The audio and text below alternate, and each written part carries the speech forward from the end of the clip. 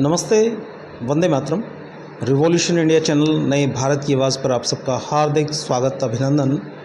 भगवान परशुराम जी की जयंती पर प्रदेश व देशवासियों को ढेरों शुभकामनाएं। और दर्शकों, जैसे कि हर बार मैं एक वायदा करता हूं, किसी न किसी खास शख्स से आप सबको रूबरू कराऊंगा।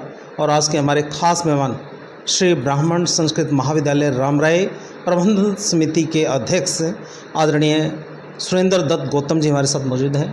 गौतम साहब, आपका रिवॉल्यूशन इंडिया चैनल पर हार्दिक स्वागत, अभिनंदन। धन्यवाद वेद प्रकाश जी। आप ने मुझे इस योग्य समझा, मैं आपका आभारी हूँ।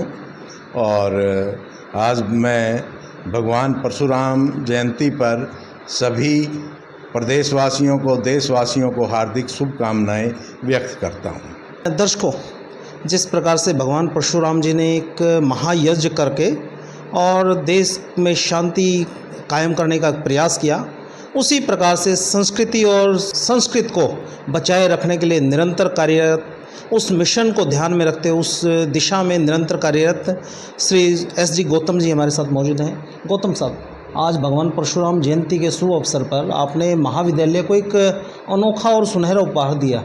आपने महर्षि वाल्मीकि संस्कृत विश्वविद्यालय कैथल से आपने कुछ नए कोर्सेज लाकर मान्यता दिलाने का काम किया है। बताते चले, वो जो जानकारी साझा करते चले, वो किस प्रकार की खुशी इस इलाके के छात्र छात्राओं को मिलने जा रही है। मेरा तो प्रयास ही था, कृपा तो भगवान परशुराम की रही है इस सारे कार्य में, क्योंकि पिछले महीने हमारी कार्यकारिणी का गठन हुआ था, तो उसमें एक विचार आया था कि क्यों ना हम महाविद्यालय को एक विश्वविद्यालय से पूर्ण रूप से एफिलिएट करवा के यहाँ नए नए कोर्सेज हम लेके आए जी। वो हमने प्रयास किया, तो हमें एफिलिएशन महर्षि वाल्मीकि संस्कृत विश्वविद्यालय कैथल से मिल चुकी है जी, जिसमें शास्त्री का 3 वर्षीय कोर्स है। डिप्लोमा कर्मकांड में है, 1 साल का कोर्स है वो। ज्योतिष में डिप्लोमा है और योगा में डिप्लोमा है। ये हमें महर्षि वाल्मीकि विश्वविद्यालय से इसकी हमें स्वीकृति आ चुकी है जी। गौतम साहब, अगर हम सीटों की बात करें, कितनी कितनी सीटें मिली हैं, कुछ साझा आप कर पाएँ? इसमें शास्त्री में हमें 30 और कर्मकांड में भी 30 मिली हैं, तथा ज्योतिष और योगा में हमें 20-20 सीटें मिली हैं अभी जी। गौतम साहब, इसके अलावा भी आप निरंतर एक विज़न लेके चले हैं। जो कर्मकांड की जो पद्धति है वो भारत तक ही सीमित नहीं है, उसको विश्व के मानचित्र पर उकेरने के लिए आप निरंतर प्रयासरत हैं। उसी दिशा में पिछली जो प्रबंधन समिति के लोगों ने कुछ यहाँ कंप्यूटर लैब इंटरनेशनल लेवल की एक स्थापित की, उसको आपने को प्रफुल्लित करने के उद्देश्य से, आपने उस लैब का सदुपयोग करने के उद्देश्य से आपने कुछ MOU साइन किए हैं विभिन्न प्राइवेट एजेंसीज़ के साथ। वो भी थोड़ा बताते चले, किस प्रकार से हमारे जो वैदिक विद्वान पंडित जी हैं वो किस प्रकार से पूरे विश्व भर में अपनी पंडिताई का, अपनी विद्वता का डंका बजाने जा रहे हैं। ये हमारा सौभाग्य है कि हमारे महाविद्यालय में एक यूनिवर्सिटी लेवल की कंप्यूटर लैब है। उसका भरपूर फ़ायदा उठाने के लिए हमने हरियाणा नॉलेज कॉरपोरेशन से हमारा एक MOU साइन करने के लिए हम प्रयासरत हैं, और वो जल्दी ही हमारा सफल होंगे हम उसमें जी। वो लास्ट स्टेज पे आया हुआ है जी। उसमें हमें कंप्यूटर के 28 कोर्सेज मिलेंगे जी, जो कंप्यूटर लैब में हम सभी चलाएंगे। एक उसमें हमने विशेष ये रखा है कि जो विद्यार्थी संस्कृत और कर्मकांड में आते हैं जी, इनका अंग्रेजी का विषय और कंप्यूटर का विषय जी, ये अछूता रह जाता है। इसमें हमने कर्मकांड और शास्त्री के लिए हमने इंग्लिश स्पीकिंग का और कंप्यूटर का जी कोर्स शुरू करवाए हैं, और ये कंपलसरी होंगे यहाँ पे जी, ताकि हमारे छात्र जो अन्य कॉलेज से BA की डिग्री पास करते हैं उनसे किसी भी लिहाज से पीछे ना रहें, बल्कि ये आगे होंगे उनसे। क्या ऑनर्स की डिग्री रहने वाली है ये? हमारी संस्कृत ऑनर्स की डिग्री रहेगी। इसके साथ साथ उनको इंग्लिश स्पीकिंग का भी और कंप्यूटर का भी, ये भी हम नॉलेज देंगे। इसमें उनको सर्टिफिकेट भी मिलेंगे स्टेट गवर्नमेंट से। जी, जो बच्चे दाखिला लेने जा रहे हैं वो किस स्तर से इस दाखिले के लिए एलिजिबल हो जाएंगे, वो थोड़ा बताते चलें। शास्त्री का 3 वर्षीय कोर्स है, +2 के बाद जी इसमें दाखिला ले सकेंगे, और वो 3 वर्षीय कोर्स के बाद ये बीए के इक्विवेलेंट होता है। जी कर्मकांड में भी +2 के बाद दाखिला ले सकेंगे। पहले जो छात्र कर्मकांड का डिप्लोमा करते थे यहाँ पर, उनको सर्टिफिकेट नहीं दे पाते थे हम।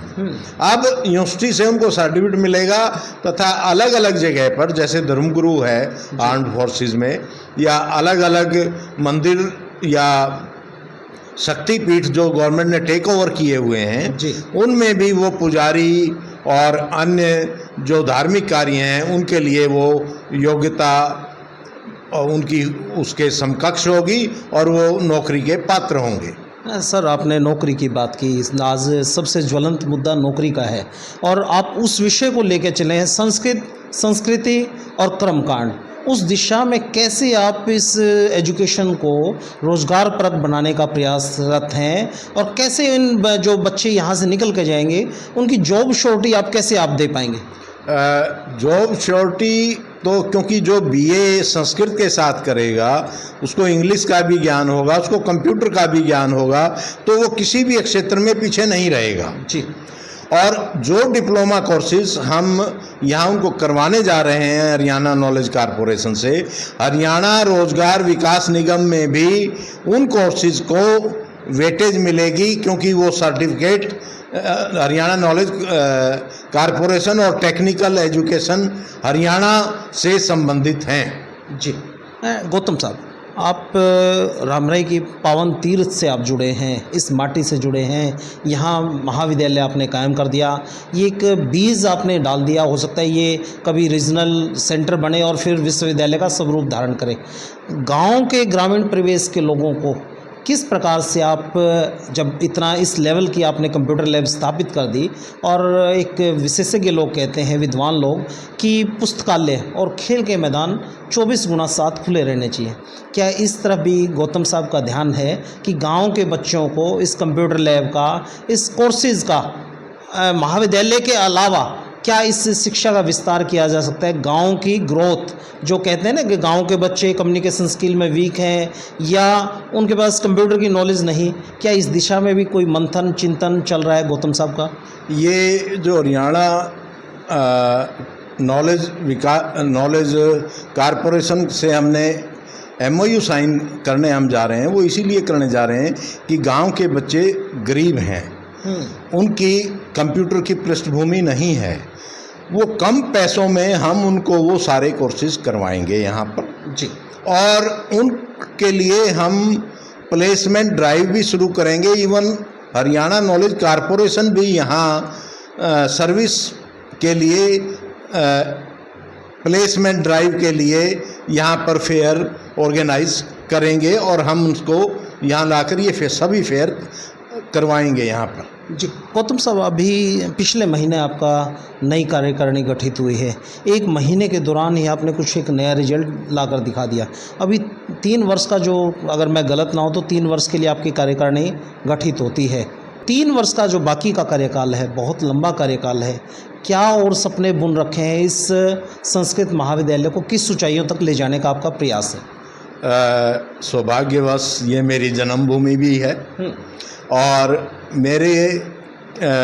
मैंने अपनी सर्विस अच्छी तरह की है, बच्चे सेटल हैं, तो मैं चाहता हूं कि इस एरिए के बच्चे आगे आएं, उनको रोज़गार के अवसर मिलें, वो आगे बढ़ें, इसमें हम प्रयासरत हैं। उनको जो भी सुविधाएं होंगी वो भी हम उपलब्ध करवाएंगे। जी। इस संबंध में मेरी मेंबर पार्लियामेंट हैं राज्यसभा में, कार्तिकेय शर्मा जी, उनसे भी बात हुई है। वो भी, उनकी भी एक इच्छा है कि मैं ग्रामीण परिवेश में कुछ ऐसी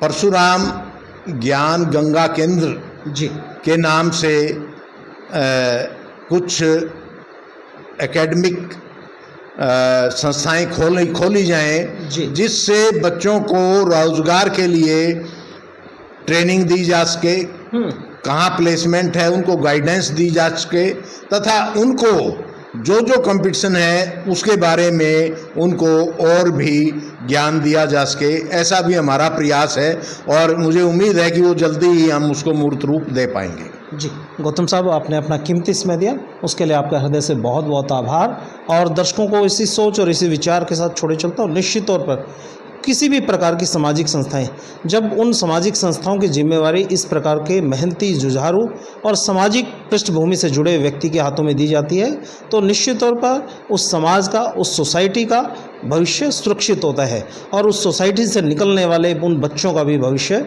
अवश्य सुरक्षित होता है। आप देखते रहिए रिवॉल्यूशन इंडिया। फिर किसी अन्य दिन किसी खास विषय पर किसी खास शख्सियत के साथ आप सबके बीच होंगे। देखते रहिए रिवॉल्यूशन इंडिया। जय हिंद, जय भारत, वंदे मातरम।